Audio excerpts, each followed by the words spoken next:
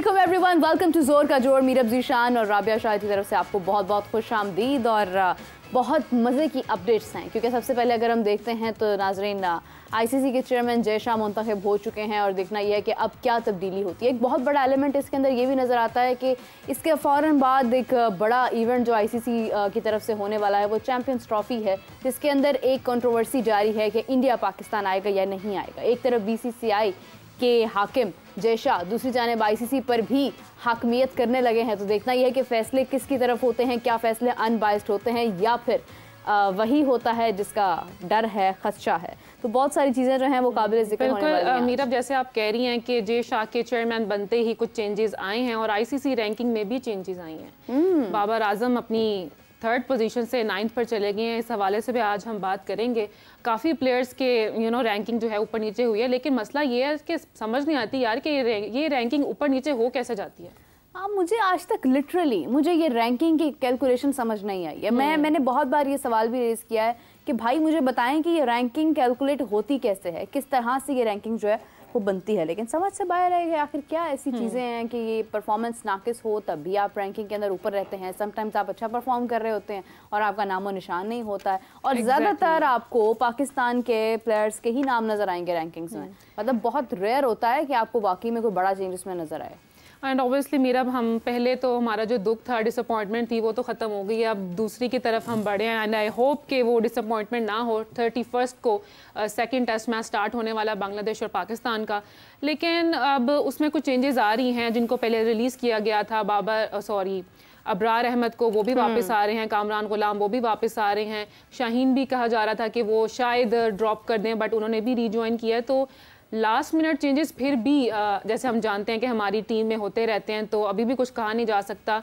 कुछ डिक्लेरेशन की गई हैं कि ये लोग वापस आएंगे और गेम स्क्वाड का हिस्सा खेलेंगे भी, लेकिन obviously again last minute changes हमेशा की तरह पॉसिबल हैं, जैसे पहले टेस्ट मैच में हुई थी। और हमें इतनी श्योरिटी से बात नहीं करनी चाहिए कि अबरार अहमद खेलेंगे या नहीं खेलेंगे, क्योंकि पिछली एक बहुत लंबी डिबेट थी मीरब कि हमने अपना इतना मेन स्पिनर बाहर क्यों निकाल दिया, हमने उसको क्यों नहीं खिलाया। हम उसको वर्ल्ड कप में भी लेके गए, T20 में हमने वहाँ पर जाके उनको बैठा दिया, हमने उनको खिलाया नहीं। हम इसको टेस्ट मैच में भी लेके आए, हमने इनको यहाँ पे भी ला के रिलीज़ कर दिया, हमने इनको खिलाया नहीं। तो ओबियसली वो टाइम कब आएगा कि जब हम सीरियस हो जाएंगे, हम अपने प्लेयर्स को मौका देंगे, अपने टैलेंट को आगे लेकर आएंगे। सोचने की बातें हैं ये सारी। और मेरा भी इसके अलावा क्या अपडेट्स हैं आपके पास? मेरे पास अपडेट्स यही हैं। मैं भी यही देख रही थी कि कज़ाफ़ी स्टेडियम का जो नाम है वो भी चेंज करने का फैसला किया जा रहा है। कज़ाफ़ी स्टेडियम का नाम बदल दिया जाएगा। एक सवाल मेरे माइंड में यही आ रहा था कि इससे क्या असर होगा, क्या फ़र्क पड़ेगा। लेकिन फिर मेरे माइंड में जैसे ही सवाल आते हैं ना, वैसे ही हाफिज़ साहब भी आ जाते हैं। तो ये एक बहुत अच्छा इनिशिएटिव है हमारे शो का। तो अस्सलाम वालेकुम हाफिज़ साहब, कैसे हैं आप? वालेकुम अस्सलाम मीरब, राबिया, बहुत शुक्रिया आपका। हाफिज़ साहब, बहुत खुशी होती है दिमाग में जब भी कंफ्यूजन आती है तो आप माशाल्लाह से हमारे सामने दूर करने के लिए हाफिज़ साहब इज ऑलवेज हियर। चलिए, ये भी अल्लाह का शुक्र है कि जैसे मुदस्सिर नज़र साहब ने कहा है ना कि पीसीबी में कंफ्यूज लोग हैं, इस तरह हमारी कंफ्यूजन जो है ना वो दूर हो जाती है, क्योंकि आप आ जाते हैं ना पीसीबी में भी आपकी जरूरत है। हाफिज़ साहब चक्कर लगा लिया करें, जरा कंफ्यूजन दूर हो जाएगी। Thank you. मज़ीद पैदा होती है जब कभी मैं जाता हूँ।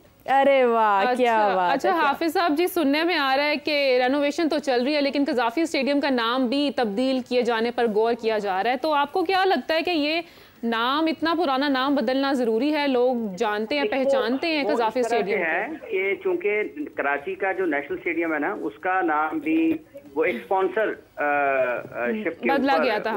हाँ, स्पॉन्सरशिप होती है ना, आज भी उस। हाफिज़ साहब, आपकी आवाज़ ड्रॉप हो गई है।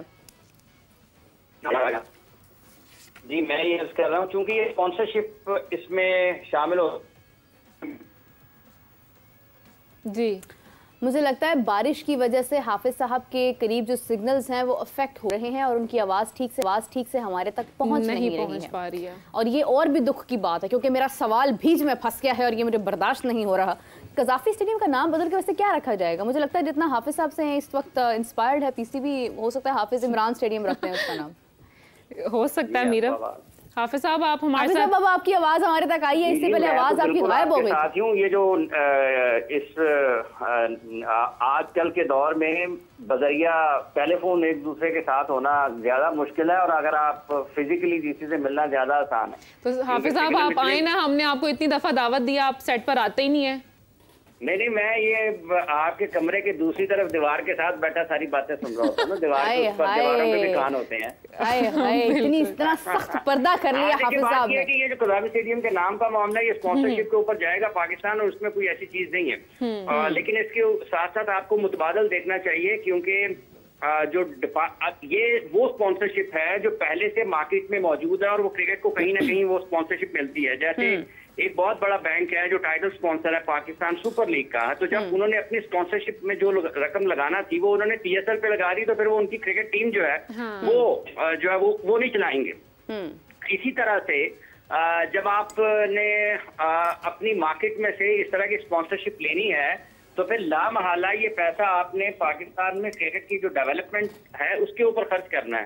तो ये जरूर सोचना चाहिए कि अगर आपकी जो महकमा जाती टीमें हैं, उन्हीं इदारों में से अगर आप किसी को एक स्पॉन्सर के तौर पर उसके नाम पर स्टेडियम कर देते हैं और उसके साथ एक स्पॉन्सरशिप का मुआहदा कर लेते हैं, तो फिर आपको उसके मुतबादल के तौर पर यह जरूर देखना चाहिए कि अगर आप डिपार्टमेंट की टीम को चलाना चाहते हैं या डिपार्टमेंट का किरदार अपनी क्रिकेट में इस तरीके से देखना चाहते हैं कि वो आपको एक क्रिकेट सीजन में एक टीम के हैसियत से सपोर्ट करें, और अगर वो रास्ता रुकता है तो फिर आपके पास उसका मुतबादल क्या मौजूद होता है।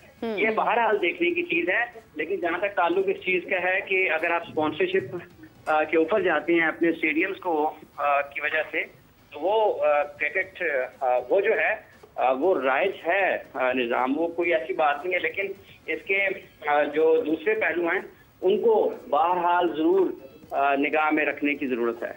जी बिल्कुल सही है हाफिज साहब। वैसे तो बहुत सारे नाम हैं, बहुत सारे स्पॉन्सर्स आपने जिस तरह से जिक्र किया, और माशाल्लाह से डेवलपमेंट के ऊपर खर्च भी बहुत ज़्यादा किया जा रहा है। एक तरफ हॉकी के लिए टिकट्स अवेलेबल नहीं हो पा रही हैं, उधार लेने की बात की जा रही है। दूसरी जानिब अगर हम क्रिकेट को देखते हैं तो वहाँ पर 1.5 करोड़ रुपया दिया जा रहा है। गो कि अगरचे क्रिकेट एक इंडिपेंडेंट चीज़ है, उसका कोई मवाजना नहीं है नेशनल सतह पर होने वाले खेलों से, मगर अफसोस इस बात का है कि खेल तो सभी अहम होते हैं, हम सिर्फ वहाँ पर सारा अपना फोकस करते हैं। मतलब चढ़ते सूरज को सलाम है ना, जैसे अरशद नदीम है, उन्होंने ओलंपिक्स के अंदर अपना पाकिस्तान के लिए मेडल विन किया, तो सबका जो माइंड है वहाँ चला गया। हॉकी जिसके अंदर आगे हम जा सकते हैं, वहाँ पर कोई गौर फिक्र ही नहीं है, वहाँ पर टिकट्स अवेलेबल नहीं है। देखिए, उधार की सिर्फ टिकट का ना होना और मसला है, उधार टिकटों पर जाना और मसला है। मतलब आपका जो कौमी खेल है उसकी टीम के पास एक मुल्क से दूसरे मुल्क में जाने के लिए वसाइल ही मौजूद नहीं है। और पाकिस्तान में वफाकी हुकूमत, जिसकी जो वजारत IPC है बैनुल सूबाई राब्ते की, जिसको राना सनाउल्लाह साहब देखते हैं, उनके लिए ये लम्हा फिक्रिया है एक वक्त में कि जब आप एक एथलीट को इस तरीके से वो उनका हक भी बनता है। ये कुछ ऐसी बात नहीं है कि हुकूमत ने अरशद नदीम पर कोई एहसान किया है, यही वो मामला है, माजरा है जिसके ऊपर हम बारहा गुफ्तगू कर चुके हैं कि आपके तवाज़ुन तो है ही नहीं कहीं पर।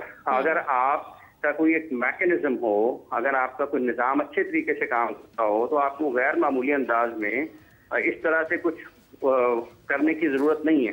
अब आपकी नेशनल टीम है और वो कौमी खेल है पाकिस्तान का, और उसकी टीम अगर बैरूनी गैर मुल्की दौरों पर जाएगी और टिकट के पैसे नहीं होंगे, तो आप देखें कि फिर जो उनकी यौमिया अलाउंस हैं या खिलाड़ियों की और जरूरियात हैं वो कैसे पूरी होंगी। तो ये शर्मनाक चीज़ है पाकिस्तान के लिए। और वो जो लोग बढ़ बढ़कर खेलों की तरक्की की बात करते हैं, खेलों को फ़रोग देने की बात करते हैं, खेलों के निज़ाम को बेहतर बनाने की बात करते हैं, उन सब के लिए एक आईना है ये देखें कि पाकिस्तान का कौमी खेल है और उसकी कौमी टीम उधार के पैसों पर चल रही है। तो ये लम्हा फिक्रिया है, इस मसले को हल होना चाहिए। और इस मसले को, और ये पाकिस्तान में जो वफाकी हुकूमत है उसको जो तंजीमों को फंड होते हैं या जो उनको फंडिंग होती है, उसको भी आपको असर नौ तरतीब देने की जरूरत है। ये कोई इतना अच्छा नहीं मालूम होता कि आप की 15-20 लाख आप सालाना फेडरेशंस को दे रहे हैं।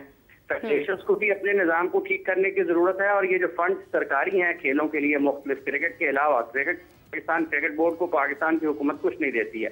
जिन खेलों को हुकूमत ने फंड करना है, जो खेलें हुकूमत के पैसों के ऊपर, हुकूमत की फंडिंग के ऊपर चलती हैं, उन तंजीमों को भी जो मुख्तलिफ खेलों की हैं अपने आप को दुरुस्त करने की जरूरत है। हुकूमत को इस मामले में असर नौ तमाम चीज़ों को देखने की जरूरत है कि आज के दौर में जब इतनी महंगाई है तो 15-20 लाख तो मुश्किल एक खिलाड़ी उतने में गुजारा नहीं कर सकता, तो साल में फेडरेशन कैसे कर सकती है? हाँ, तो जो आपका टूर्स होते हैं, जो आपके इवेंट्स हैं, हुकूमत को उसका फंड अलहदा करना चाहिए, और जो रोजमर्रा के बुनियादी काम है किसी भी फेडरेशन को चलाने के लिए, उसका फंड अलहदा करना चाहिए, और इस सब का एहतसाब होना चाहिए कि कौन सा पैसा कहाँ पर कितना पैसा गया है, कहाँ पर खर्च हुआ है। इस सारे का बिल्कुल शफाफियत के साथ आगे चलना चाहिए, क्योंकि ये कौम का पैसा है और कौम के नौजवानों पर, कौम के खिलाड़ियों के ऊपर खर्च होना चाहिए। इस सिलसिले में आपको बैठकर, और ये नहीं है कि आज शुरू हो और 2030 तक यही फैसला करते रहे कि हमने कैसे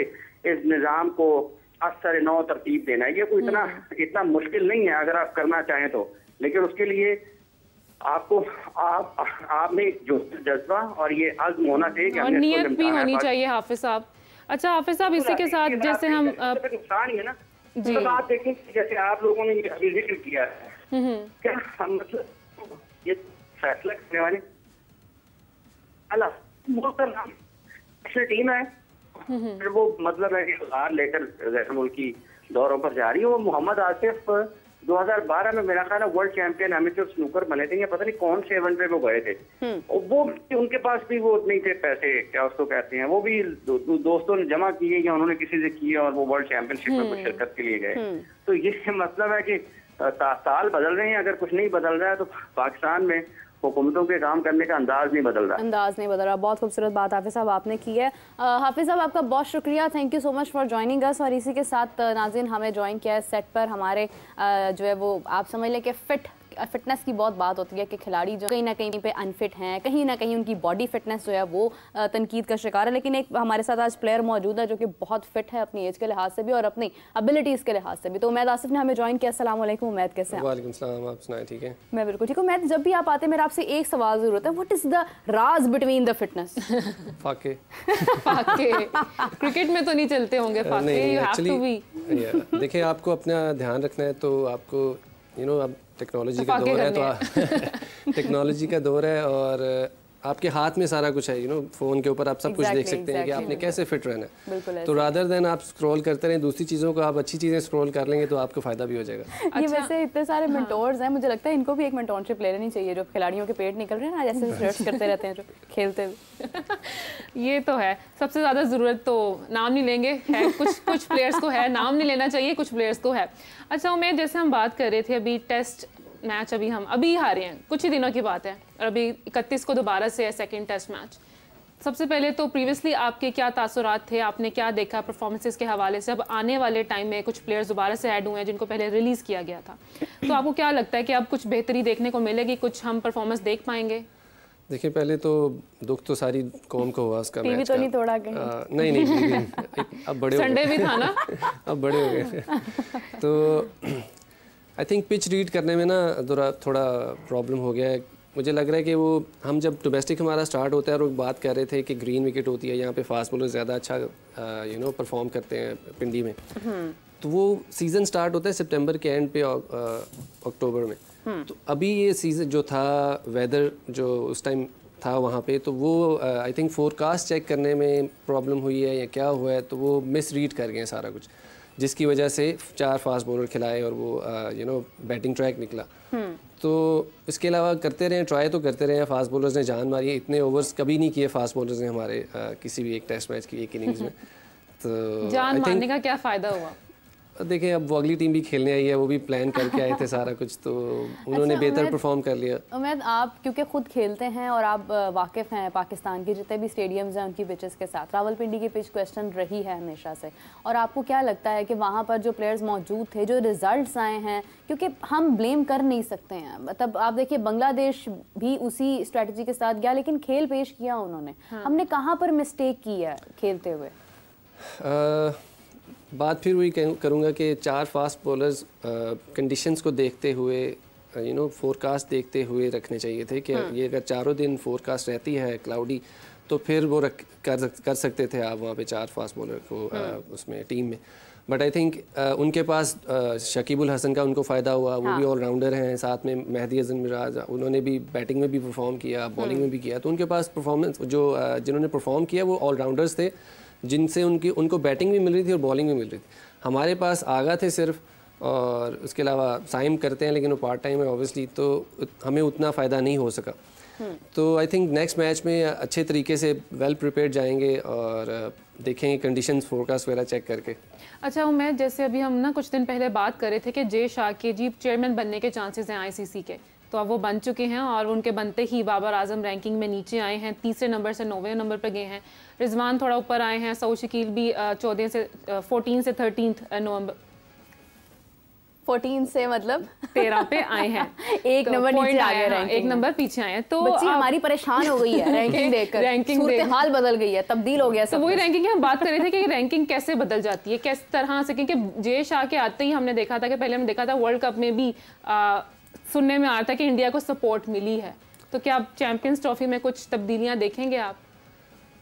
आई थिंक इंडिया अपना डिप्लोमेटिक जो पावर है वो यूज़ तो करता ही है तो अब उधर आके इसका रैंकिंग से मेरे ख्याल से कोई ताल्लुक नहीं है बिल्कुल भी, क्योंकि रैंकिंग होती है कि आपका एक फ़िक्स पीरियड होता है, जैसे जैसे आगे टाइम चलता है उस फिक्स पीरियड में आपकी जो परफॉर्मेंसेज हैं वो काउंट होती हैं। अब जैसे अगर बाबर ने पिछले साल अगस्त 15 को कुछ परफॉर्म किया था, उसकी इतनी परफॉर्मेंस थी कि उसके पॉइंट्स ज़्यादा थे, तो जब अब रैंकिंग हुई है तो वो आज के 25 या 28 से हुई है और नेक्स्ट 28 तक हुई है, तो वो फिर वो पिछली परफॉर्मेंस वो चली जाती है, तो फिर आपकी उसके मुताबिक रैंकिंग होती है कि बाकी प्लेयर्स जो हैं वो कैसे परफॉर्म कर रहे हैं, उनके भी रैंकिंग्स उसी से काउंट होती है, तो जो उसमें जिनके पॉइंट्स ज़्यादा होते हैं वो ऊपर आ जाते हैं। तो बाकी आई थिंक देखें मेरे सब कुछ ऊपर से गुजर गया मुझे कुछ समझ नहीं आती है इस रैंकिंग की। वो एक पीरियड होता है ना, उसके दौरान जितने पॉइंट्स बनते हैं आपकी परफॉर्मेंसेस के वो होते हैं, काउंट होते हैं। ठीक है, मुझे सिर्फ इतना पता है कि जब बिजली का बिल आता है उस वक्त आप यूनिट्स देखते हैं कि पहले कितने थे अब कितने थे। मुझे लगता है रैंकिंग भी इसी तरह से वो होती है। चले समझ आ रहा है, थोड़ा थोड़ा समझ आ रहा है, लेकिन फिर भी अफसोस की बात यह है कि हम क्यों हमेशा ये सोचने पर मजबूर हो जाते हैं कि नहीं मैचेस इंडिया में हैं तो इंडिया को बेनिफिट है, इंडिया अपने वहाँ से प्लस पॉइंट्स ले रहा है। आईसीसी में इंडिया का रोल है, तो आईसीसी के जो फैसले हैं वो पाकिस्तान के खिलाफ इसलिए जा रहे हैं क्योंकि इंडिया का वहाँ पर रोल है। हमारी परफॉर्मेंस भी तो मैटर करती है ना, हम खुद भी तो परफॉर्म नहीं करते हैं। आप बीइंग अ क्रिकेटर आप भी देखते होंगे, तो आपको देखकर डेफिनेटली हम मतलब क्रिकेट नहीं खेलते हैं लेकिन हमें देखकर अफसोस होता है, तो आपको तो रोना आता होगा कि ये हो क्या रहा है, ये क्या कर रहे हैं भाई, ये कौन सी बॉल थी, यहाँ पर कैसे आउट हो गए, यहाँ पे ये क्या बॉल करवा रहे हो। 100 चीज़ें आपको फील होता है, आप तो ऑलराउंडर भी हैं। बिल्कुल, देखें जब खेल रहे होते हैं उस वक्त फीलिंग और होती है, जब देख रहे होते हैं फीलिंग और होती है। यही सीन होता है कि आप जब कोच होते हैं तो आपको कुछ और नज़र आ रहा होता है, जब आप अंदर ग्राउंड में होते हैं तो कुछ और नज़र आ रहा होता है। बेहतर क्या है देखिए साथ खेल के जो साथ खेल रहा होता है उसको ज़्यादा बेहतर फील हो रहा होता है। हाँ। एक बॉलर को डिफरेंट फील हो रहा होगा, जो साथ में खड़े हैं उनको डिफरेंट फील हो रहा होगा।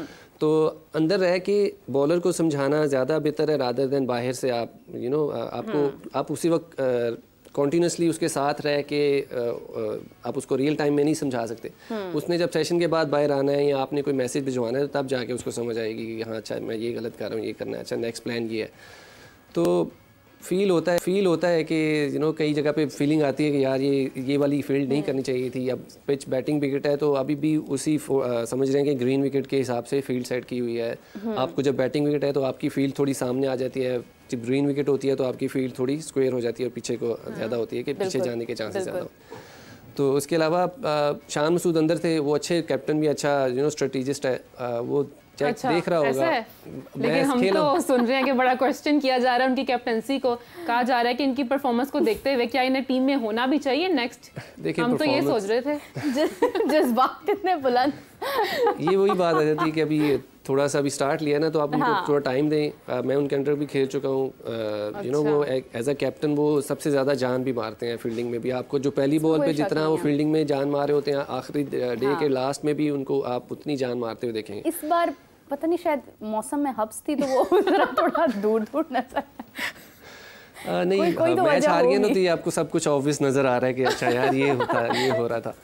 तो बाकी रिएक्शन भी कैप्टन है ना, तो कैप्टन देखिए उसने पूरी टीम को लेके चल रहा है। ऊपर से हमारी नहीं बासित अली साहब भी बड़ा क्रिटिसाइज कर रहे हैं कि ये क्या परफॉर्मेंस थी। इसके बाद वो सोचने पे लोगों को मजबूर कर रहे हैं कि यार राजा ने भी कहा हाँ टीम में होना भी चाहिए इन्हें। वो कहते हैं कि ये बस सोशल मीडिया के लिए खेलते हैं, 10-20 रन कर लिए बस स्टोरी डाल दी हो गया। अब वो क्या ही देखिए, जो कहेंगे। बोलने वाले हैं वो भी सोशल मीडिया के लिए बोलते हैं ज़्यादा, वो क्योंकि जब क्लिकबेट अच्छा, होगा। ये बड़ा खूबसूरत काउंटर किया आपने कि बोलने वाले भी फिर सोशल मीडिया के लिए ही बोलते हैं। अच्छा, बहुत ज़बरदस्त। ये तमाम जो क्रिकेटर्स हैं इस वक्त बहुत इनके जो है ना वारे न्यारे जा रहे होंगे इस बात के ऊपर। बहुत अच्छा जवाब दिया। लेकिन उमैद फिर भी हम ये कहेंगे कि मतलब ठीक है कैप्टेंसी, बट ऑब्वियसली क्वेश्चन होता है जब कोई भी प्लेयर्स। लेकिन मैं ये समझती हूँ कि यहाँ पर रिजवान ने पहले टेस्ट में रन्स किए, समझ आता है, साउथ शकील ने किए। देखिए टेस्ट इसी चीज़ का नाम है, sometimes you are happy, sometimes you are sad. लेकिन मैं समझती हूँ कि तमाम प्लेयर्स को सब के सब इसके अंदर एक चीज़ के अंदर ज़रूर मुलव्विस हैं कि कहीं ना कहीं हम ओवर कॉन्फिडेंट हुए हैं। हमें लगा था कि बांग्लादेश है, हम कर जाएंगे, हमने मैच जो है डिक्लेयर कर दिया, हम आगे जा सकते थे, हम उनको एक मुश्किल हरीफ समझ सकते थे। वो बहुत एक समझ ले कंपैटिटिव सिचुएशन से वहाँ से आए हैं, यहाँ पर आए हैं, यहाँ पर आकर खेल रहे थे, खेलने के लिए आए थे। वो भी ओवर कॉन्फिडेंस नज़र नहीं आया हमें। आप कह सकते हैं क्योंकि जिस पॉइंट पे हमने डिक्लेयर किया था हम उससे ज़्यादा 100 प्लस 150 प्लस कर सकते थे। फिर उनकी और उनकी बॉडी और लेथार्जिक होनी थी, टाइट होनी थी। तो फिर जब आते हैं, जब आप ज़्यादा देर, जितनी देर पाकिस्तानी बॉलर्स पाकिस्तानी फील्ड अंदर ही है 160 प्लस ओवर्स 170 तक, तो उसके बाद आप देख लें कि किसी के पाँव नहीं चला, बैट नहीं चला, आपकी टाइटनेस बॉडी में जो है ना वो नज़र आना शुरू हो जाती है। ठीक है, इसी तरह अगर आप उन्हीं को पहले मैच में ही अगर थका देते ज़्यादा और आपने जब देख लिया था कि बैटिंग ट्रैक है, ये हम जो समझ रहे थे वो नहीं है, तो आपको जाना चाहिए था 600 तक ले जाते, उसके बाद डिक्लेयर करते तो पॉसिबली रिजल्ट डिफरेंट कुछ और होती है। ये वही लग रहा था जैसे वो बचपन में हम क्रिकेट खेलते थे ना, बैट आ गया हाथ में, आउट होने का नाम ही नहीं ले रहे हैं। नहीं, बस हमने तो खेलना है पूरा। मतलब बांग्लादेश को मैं लिटरली उनकी जो एक उनका स्टेमिना है, मैं उसको बहुत प्रेफर करती हूँ कि वो वहाँ पर टिके, उन्होंने खेला, उन्होंने क्रीज ऑक्यूपाई किया। और मीरा कहीं ना कहीं मुझे लगता है उनकी स्ट्रैटेजी भी थी। बिल्कुल, उन्होंने स्ट्रैटेजी के साथ खेला, आउट किए, तो एक प्रॉपर थी। अब दूसरा टेस्ट मैच भी है, उसमें भी ऑब्वियसली उन्होंने कोई स्ट्रैटेजी बनाई होगी। हम क्यों नहीं बना रहे हैं भाई? नहीं, ये तो नहीं हो सकता कि हम नहीं बना रहे। बनाई होती तो कुछ नजर तो आता ना हमें। स्ट्रैटेजी बनाई थी लेकिन उल्टी पड़ गई ना। वो ये था कि 4 फास्ट बॉलर डाले कि ग्रीन विकेट को मिस किया होगा आपने। किसको? अब्रार कह सकते हैं स्पेशलिस्ट स्पिनर एक मिस था। वो होता तो शायद थोड़ा सा डिफरेंट होता। बाकी लेकिन शुरू में इतना ब्रेक भी नहीं हो रहा था पहले 2-3 दिन, तो उसमें अब्रार का उतना हाथ नहीं हो सकता था, लेकिन आखिर में हो सकता था, वो भी अगर हम 600 प्लस पे डिक्लेयर करते तो। बाकी देखें पिच आगे जो भी आएगी उसके मुताबिक जिस तरह भी परफॉर्म करेंगे, अब उसके मुताबिक ही प्लान बनाना पड़ेगा कि हाँ हमने पिछले में देख लिया। अब देखें बांग्लादेश ने प्लान बनाया, उन्होंने पहले देखा था कि ऑस्ट्रेलिया जिस तरह आके यहाँ खेली थी, इंग्लैंड आके जिस तरह खेली थी, कि इन्होंने थकाने के बाद जब फील्ड में वापस लाए हैं तो पाँव नहीं चले हमारे बैट्समैनों के, तो वही उनका प्लान था। लेकिन अब हमने जो प्लान करना है हमें उस पिच के मुताबिक और वेदर फोरकास्ट के मुताबिक करना है। अब पिच तो समझ में आ गई होगी ना पहले टेस्ट मैच के बाद, अब तो दूसरे में समझ आ जानी चाहिए अच्छे से। सेम स्टेडियम है। अच्छा, पहले टेस्ट मैच में तो क्राउड अलाउड नहीं था, अब दूसरे में अलाउ किया लेकिन ओनली स्टूडेंट्स, और वो भी यूनिफॉर्म में आएंगे बच्चे। तो ये क्या स्ट्रैटेजी आपको लग रही है, इससे क्या होगा? डिसिप्लिन पे कंप्रोमाइज नहीं करना ना, मोहसिन नकवी साहब ने कहा था। आई थिंक सिक्योरिटी की वजह से शायद, क्योंकि शायद कोई सिक्योरिटी रीजंस होंगे या कोई ऐसा, मुझे मैंने ये स्टेटमेंट भी पढ़ी नहीं है, लेकिन अगर स्टूडेंट्स को अलाउ करें तो अच्छा है। यूनिफॉर्म में आएंगे जी बच्चे, तो बच्चे फिर स्कूल जा रहे हैं पढ़ने। जरा वो रिप्रेजेंट करेंगे ना अपने स्कूल को, अच्छी बात है। प्रोबेबली कि वो आके तो स्कूल्स को रिप्रेजेंटेशन मिलेगी। अच्छा उमैद, क्योंकि आप भी क्रिकेट खेलते हैं और आपने खासा वक्त भी दिया है क्रिकेट को, हार जीत देखी है, तमाम मौसम भी देखे हैं, लेकिन क्या लगता है आपको कि जब कोई प्लेयर हारता है उसका अपनी टीम में, मतलब एज अ प्लेयर इंडिविजुअली जब आप परफॉर्म नहीं कर पाते हैं, फॉर एग्जांपल बाबर आजम 0 पर आउट हुए, बाबर आजम एक बहुत बड़े प्लेयर है, उनको कोई क्या ही कहेगा, लेकिन अगर हम बात करते हैं यंगस्टर्स की या उन प्लेयर्स की जो बहुत मुश्किल से अपनी जगह बना पाते हैं और उस वक्त परफॉर्म नहीं कर पाते हैं, क्या फीलिंग होती है आपकी आफ्टर लूजिंग समथिंग? देखिए, कहते हैं कि सक्सेस हैज़ मैनी फादर्स, और जो लॉस है या जो हार है इट्स एन ऑर्फन। तो जब आप हारते हैं या फेलियर होता है, फेलियर इज़ एन ऑर्फन, तो आप जब हारते हैं तो आपको कोई मैसेज नहीं आया होता, सिर्फ बुरे मैसेजेस उस पर आते हैं सोशल मीडिया पे। जब आप जीतते हैं या आप परफॉर्म करते हैं तो आपका व्हाट्सएप भरा होता है, आपके सोशल मीडिया पर, तो उस टाइम पे जो प्लेयर की फीलिंग होती है उस टाइम प्लेयर ही समझ सकता है और कोई भी नहीं समझ सकता।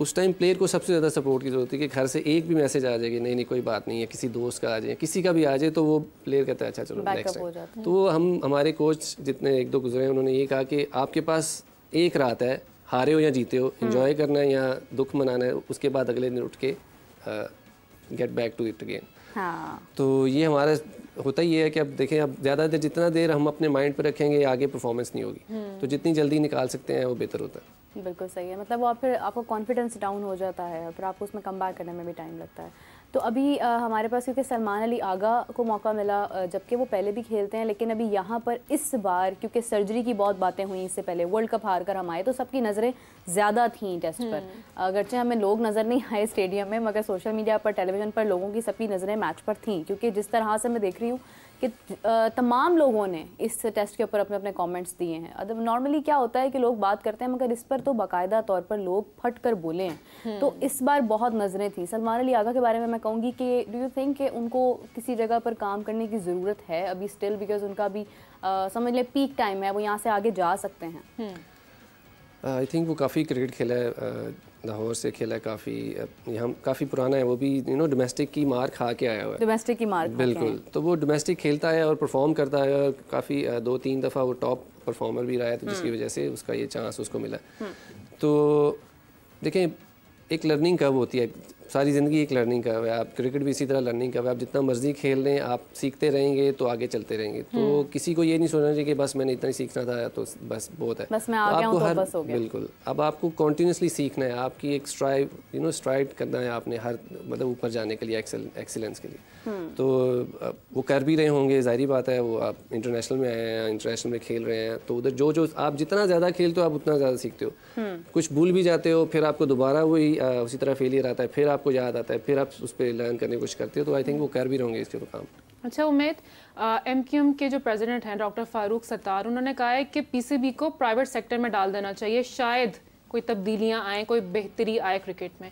सो डू यू थिंक कि ये मशवरा बेहतर है? आपको प्राइवेट सेक्टर कितना अच्छा लग रहा है बाकी तो बात ये है कि वो पहले ही सेमी प्राइवेट या ऑलमोस्ट सेमी गवर्नमेंट है, और सारा कुछ वो अपना खुद रन करते हैं, जैसे आप पहले भी बात कर रहे थे स्पोर्ट्स पे। देखें, बाकी स्पोर्ट्स को भी इनको चाहिए कि गवर्नमेंट को चाहिए कि जैसे इमरान भाई ने बात की कि फंडिंग नीचे तक जाएगी, एक स्ट्रक्चर बनेगा। स्कूल्स में फंडिंग होगी, स्कूल से जो है ना आपके एथलीट्स निकलते हैं, उधर बच्चों को हर डिफरेंट गेम्स पसंद होती हैं, उसमें पार्टिसिपेट करते हैं। तो मेन चीज़ ये है कि आपके पहले तो कोठी स्कूल बंद करें जिनकी ग्राउंड्स नहीं होती। स्कूल को अलाउ कर लाइसेंस देने के लिए आपको चाहिए कि उनके पास ग्राउंड हो जिसमें उनकी रेगुलर स्पोर्ट्स हो, क्योंकि बच्चे का माइंड सिर्फ अगर उसमें पढ़ाई में लगा रहेगा तो वो फिजिकल एक्सरसाइज वैसे ही बहुत ज़रूरी है। जी, आप फिजिकली फिट हैं तो आपका माइंड भी फिट है। बिल्कुल ऐसे ही है। तो वो बहुत ज़रूरी है कि आप आगे से प्लेयर्स भी निकालें।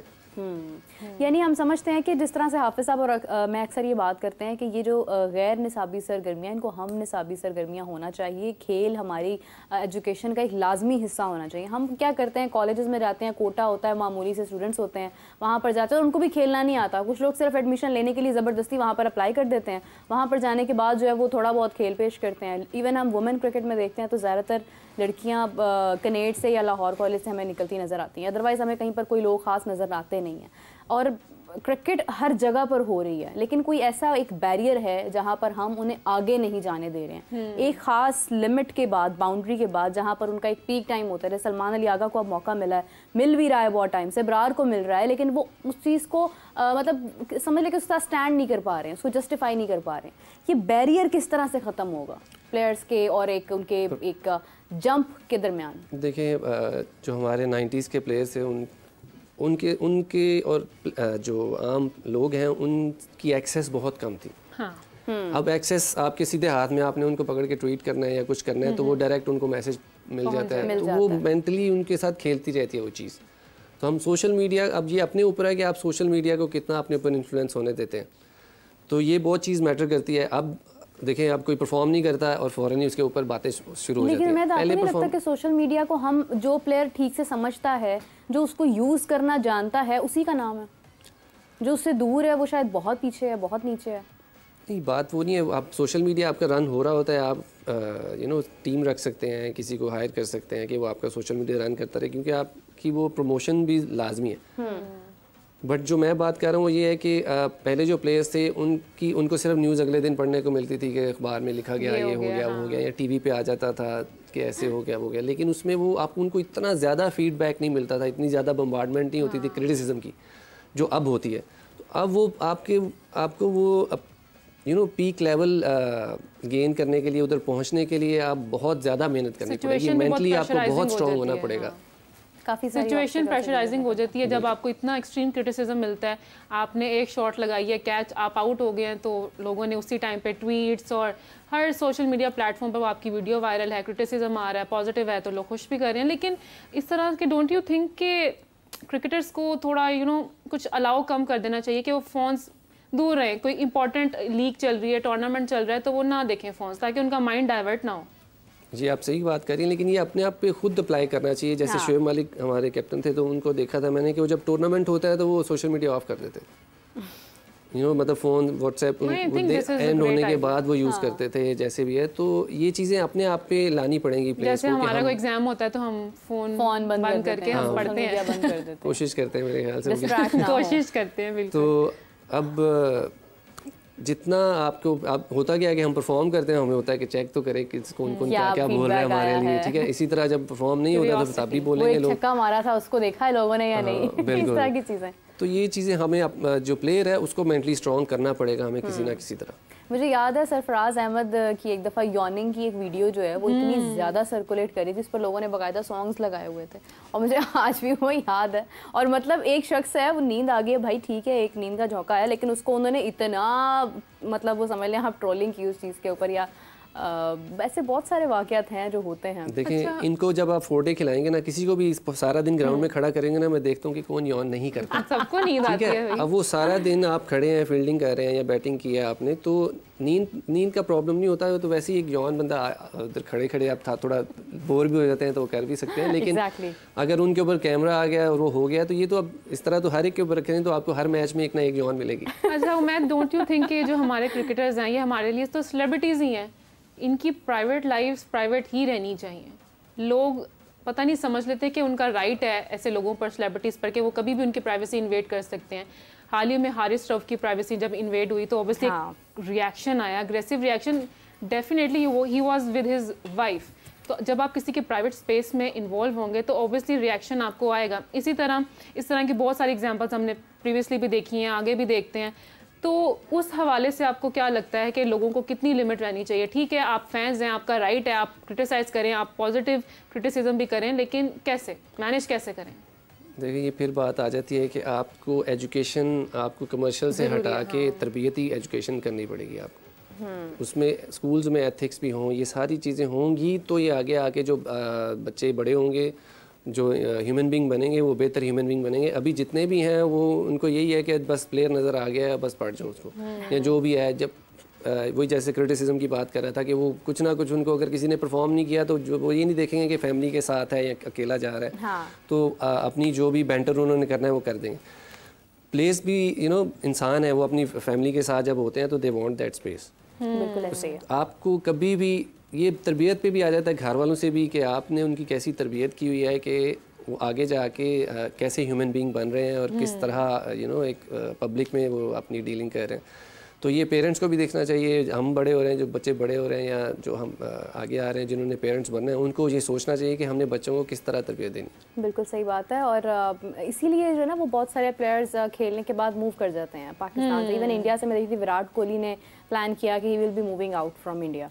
तो उसकी रीज़न ये भी होती है कि आप इतना ज़्यादा एक टाइम पर अच्छी लगती है फ़ैन फॉलोइंग, लोग आपको फॉलो कर रहे हैं, देख रहे हैं, आप लाइमलाइट में अच्छा लगता है, लेकिन then it becomes a headache for you, कि आपको लगता है कि आपकी अपनी ज़िंदगी ही कोई नहीं, आपके मुंह से निकली हर बात खबर है, आप अपनी किसी राय का इजहार नहीं कर सकते हैं। और मुझे लगता है कि ये जो हमारा ये शो के अंदर जो ये बीच वाला हिस्सा है, ये पूरा एक सेशन है तमाम लोगों के लिए जो इस वक्त देख रहे हैं और जिन्होंने बाद में देखना है, कि प्लेयर्स को भी थोड़ी स्पेस की ज़रूरत होती है। तनकीद ऑलरेडी बहुत लोग कर रहे होते हैं, हम भी कर रहे होते हैं, बिकॉज हमारा काम ही ये है कि हमने देखना है कुछ किसने क्या परफॉर्म किया, हमने उस पर क्वेश्चन कर देना है।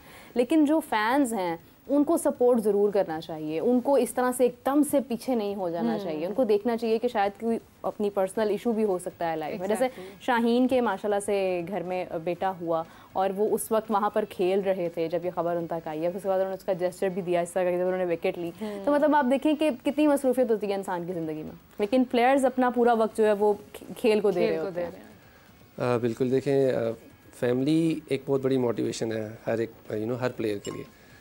तो पुराने प्लेयर से भी जितनी बात हुई तो वो कहते थे कि मोटिवेशन नहीं है, किसी ने जूनियर ने पूछा तो उन्होंने कहा देखो फैमिली जो है सबसे बड़ी मोटिवेशन है कि आपने ला के कमा के देना है, उनके अपने से बेहतर उनकी लाइफ बनानी है आपने। और बीइंग अ मैन ये आई थिंक हर बंदे में होता है कि उस अपना बंदा भूल जाता है और आपकी प्रेफरेंस जो है वो फैमिली हो जाती है। तो आप जब थके हैं तो आपको जहन में आता है कि नहीं करना है, तो वो फैमिली आप माइंड में लाते हैं और वो सारा कुछ आप परफॉर्म करते रहते हैं। तो आई थिंक ये जैसे आप कह रहे हैं कि लोगों को ये समझना चाहिए कि फैमिली जो है वो एक इम्पॉर्टेंट हिस्सा है एक प्लेयर का। तो आप अगर वो प्राइवेसी को उसी तरह इन्वेट करते रहेंगे तो प्लेयर्स जो हैं वो आपसे दूरी भागेंगे, आपसे अब फिर लोग कहते हैं कि शाहिद अफरीदी जो है, शाहिद भाई जो है वो थोड़े गरूर कर रहे हैं, लेकिन it's not that. I think वो उनके साथ वो लोग इतना मिसबिहेव कई दफ़ा कर जाते हैं, प्यार भी करते हैं, ऊपर चढ़ जाते हैं, तो वो फिर अगले बंदे को इस तरह बोलना पड़ता है कि मैं आई थिंक कि शाहिद अफरीदी साहब इस एज पे पहुंच चुके हुए हैं कि उन्होंने वो जो फेम था ना बहुत देखा अपनी स्टार्टिंग करियर में, लाइफ में, और माशाल्लाह अभी भी वो देख रहे हैं। लेकिन एक स्पेसिफिक एज में आके जैसे मीरब ने बात की कि let it be, her celebrities के मुंह से निकली हुई हर बात खबर नहीं होती है। वो बेचारे कि रेस्टोरेंट में जाते हैं तो लोग पीछे आ जाते हैं, ठीक है फैंस का दिल करता है पिक्चर्स लेने का, but still there should be some space, there should be a thin line between the privacy of the player and the fans.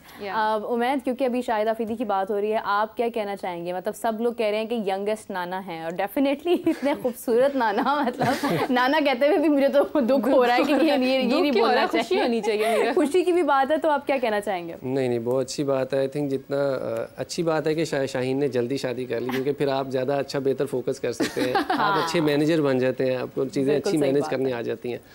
तो अभी उसका करियर बहुत बाकी है, तो अच्छा अगर अप्स एंड डाउन्स होंगी तो उसको मेंटली स्ट्रॉन्ग भी होता जाएगा साथ साथ, और ये जल्दी होना अच्छी चीज़ है। मैंने मैसेज भी किया था शाहिद भाई को मुबारक का, तो उनका आगे से थैंक यू आया था। तो आई थिंक बहुत अच्छी बात है, उनको टाइम ज़्यादा मिल जाएगा अपने ये नवासियों को देखने का, नवासियाँ भी, और उनकी अपनी छोटी छोटी, वो मैं देख रही थी सबसे जो छोटी बेटियाँ उनकी, वो भी इतना प्यार कर रही थी बेबी को, तो उनके खुद भी बेटियां हैं, तो एक पहली खुशी है बेटे की, तो ऑब्वियसली पूरी फैमिली बहुत खुश है। देखिए फिटनेस होने का फ़ायदा है ना। हाँ। तो अच्छा, ये बहुत खूबसूरत बात आपने की है कि वो यंग होने के साथ साथ उनको ये बेनिफिट है कि वो पूरा उस चीज़ को ना उसका ख्याल रख पाएंगे। मतलब जैसे कि हमें बड़ों की ज़रूरत होती है, एक तो वो खुशकिस्मत है ली यार कि उनके बुज़ुर्ग जो है वो शाहिद अफरीदी लाला होंगे, तो वो उनको बहुत सारी चीज़ों में जो है वो समझा सकेंगे, लेके जा सकेंगे।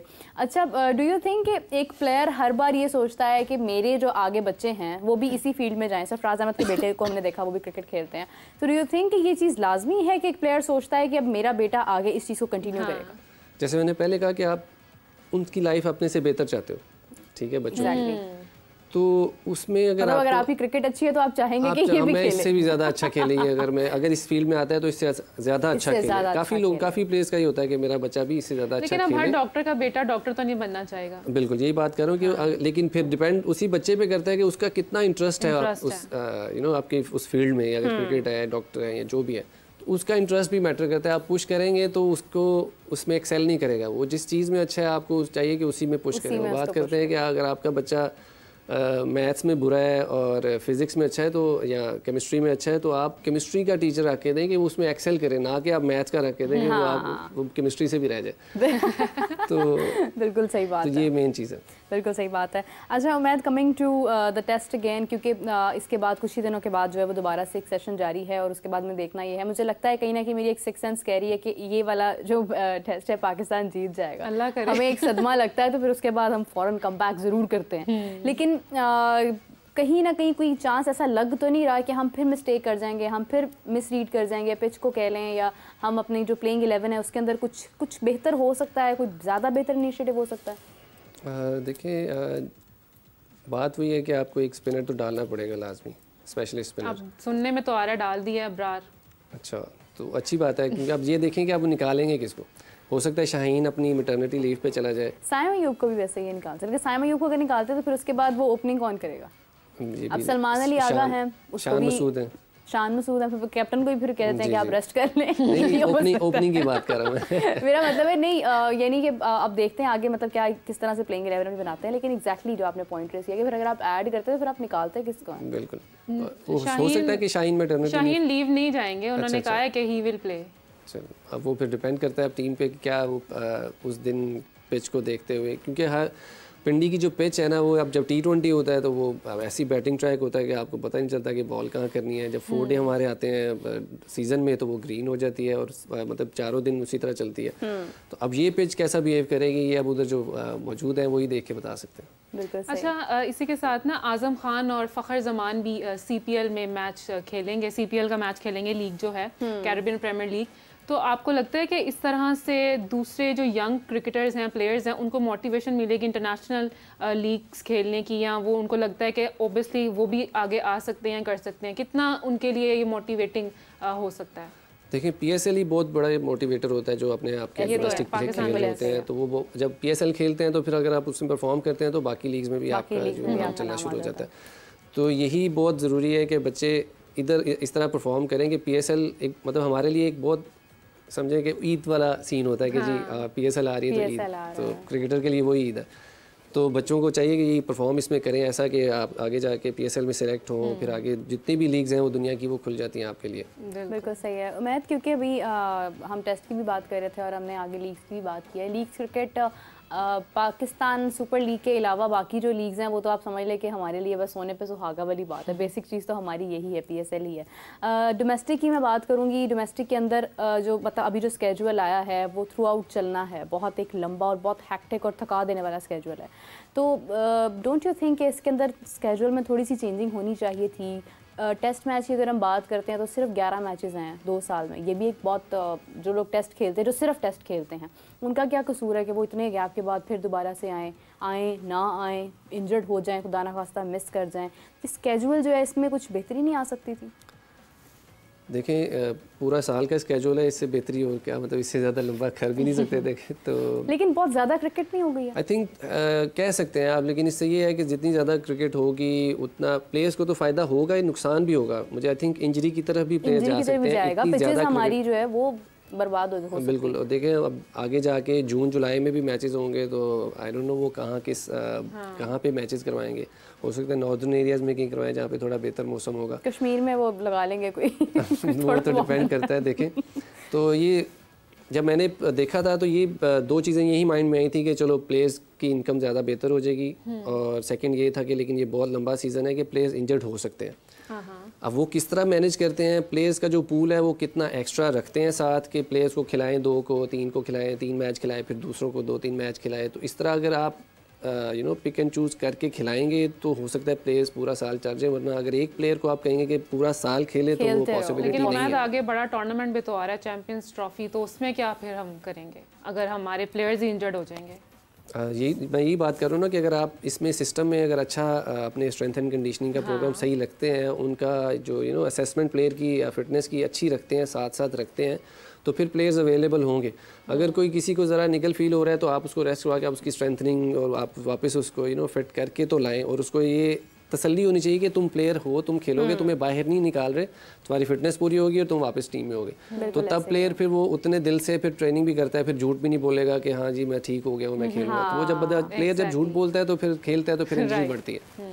बिल्कुल सही, ये बहुत इंपॉर्टेंट पॉइंट है, क्योंकि मैं देख रही हूँ कि बहुत सारे इंजरी को भी बहुत यूज़ किया जाता है। मतलब एक प्लेयर इंजर्ड है, वो ठीक हो गया, लेकिन फिर भी उसको कहा जा रहा है नहीं अभी तुम इंजर्ड ही हो, अपनी इंजरी कायम रखो अभी तुम। ये भी चीज़ गलत है। मतलब अगर कोई प्लेयर इंजर्ड हुआ है, वो ठीक होने की तरफ जा रहा है, तो आप उसको मौका दें, उसको मोटिवेशन दें। उसका सोर्स ऑफ इनकम यही है, वो अपनी तालीम अपनी फैमिली छोड़कर यही खेलने आया है, और उसको खेलने दें अगर वो अच्छा खेल रहा है। तो इंजरी को बहुत ज़्यादा मिसयूज़ नहीं किया जाता कहीं ना कहीं पर। देखिए जितनी टीम होती है ना, एक टीम मतलब एक स्क्वाड है और साथ में टीम मैनेजमेंट टीम होती है, वो आपके एक हेल्पिंग हैंड होना चाहिए, स्क्रूटनी नहीं होनी चाहिए। स्क्रूटनी ऑब्वियसली कुछ प्लेयर्स कह सकते हैं कि वो 2 नंबरी करने की कोशिश कर लेते हैं, लेकिन फिर भी आपको उनको जितने अच्छे तरीके से हैंडल करेंगे, आपने उनसे परफॉर्म करवाना है, आपने अपनी टीम के लिए उनसे रिज़ल्ट निकलवाने हैं। तो वो जितना बेहतर करवाएंगे, आप उनको डील करेंगे, उतना बेहतर वो आपको परफॉर्म करके देंगे।